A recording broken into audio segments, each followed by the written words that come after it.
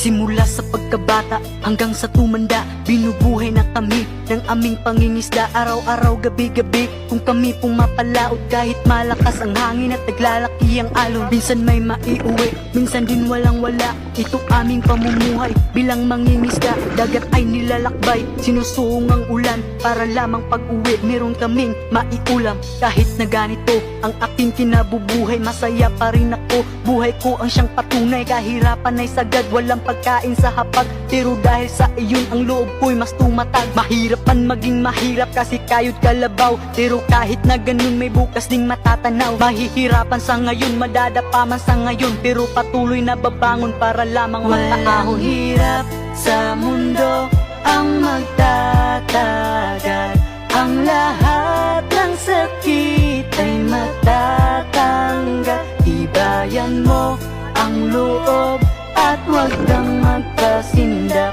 sa lahat ng ating paghihirap.